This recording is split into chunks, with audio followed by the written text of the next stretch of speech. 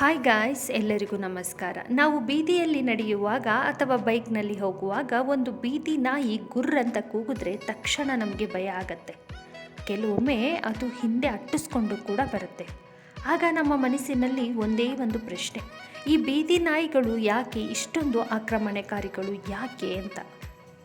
ಆದರೆ ಒಂದು ಕ್ಷಣ ಯೋಚನೆ ಮಾಡಿ, ಆ ನಾಯಿ ನಿಜಕ್ಕೂ ಕೆಟ್ಟವ ಅಥವಾ ಅದರ ಹಿಂದೆ ನಮಗೆ ಗೊತ್ತಿಲ್ಲದ ಏನಾದರೂ ಒಂದು ಕಾರಣ ಇದೆಯಾ ಅಂತ.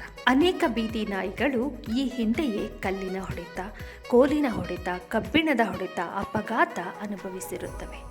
ಹಾಗಾಗಿ ಯಾರಾದರೂ ಹತ್ತಿರ ಬಂದಾಗ ಇವನು ಕೂಡ ನನಗೆ ನೋವು ಕೊಡ್ತಾನಾ ಅನ್ನೋ ಭಯದಿಂದ ಅದು ಗುರ್ರಂತ ಅನ್ನೋದಕ್ಕೆ ಸ್ಟಾರ್ಟ್ ಮಾಡುತ್ತೆ.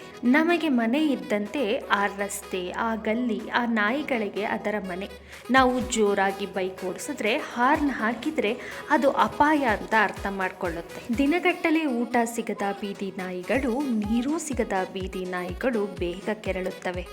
ಹಸಿವು ಕೂಡ ಆಕ್ರಮಣಕಾರಿತನಕ್ಕೆ ಒಂದು ದೊಡ್ಡ ಕಾರಣ. ಅನೇಕ ಬೀದಿ ನಾಯಿಗಳು ಗಾಯ ಅಥವಾ ಅನಾರೋಗ್ಯದಿಂದ ಒಳಗೆ ನೋವನ್ನು ಹೊತ್ತುಕೊಂಡಿರುತ್ತವೆ. ನಾವು ನೋಡೋದಕ್ಕೆ ಸರಿಯಾಗಿದ್ದಂತೆ ಕಾಣಬಹುದು, ಆದರೆ ನೋವಿನಲ್ಲಿ ಇರುವ ಜೀವ ಶಾಂತವಾಗಲು ಸಾಧ್ಯವಿಲ್ಲ.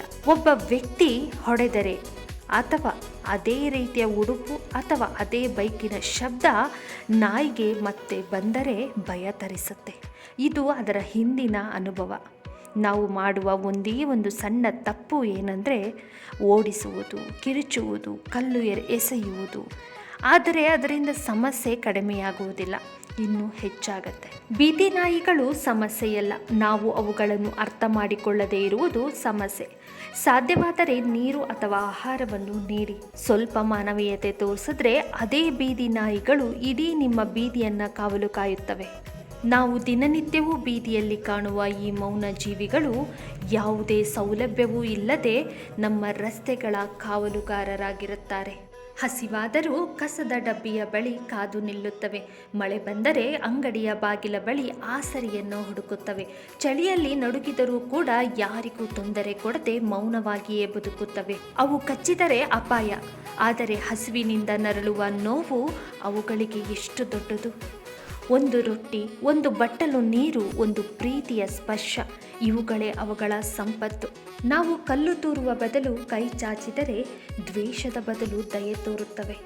ಈ ಬೀದಿ ನಾಯಿಗಳು ಕೂಡ ನಮ್ಮ ಉತ್ತಮ ಸ್ನೇಹಿತರಾಗಬಹುದು. ಬೀದಿ ನಾಯಿಗಳಿಗೂ ಬದುಕುವ ಹಕ್ಕಿದೆ. ದಯೆ ತೋರಿ ಕಾಳಜಿ ವಹಿಸಿ. ಹಾಗೆ ವಿಡಿಯೋ ಇಷ್ಟ ಆದರೆ ಲೈಕ್ ಮಾಡಿ, ಸಬ್ಸ್ಕ್ರೈಬ್ ಮಾಡಿ, ಸಪೋರ್ಟ್ ಮಾಡಿ. Thank you so much.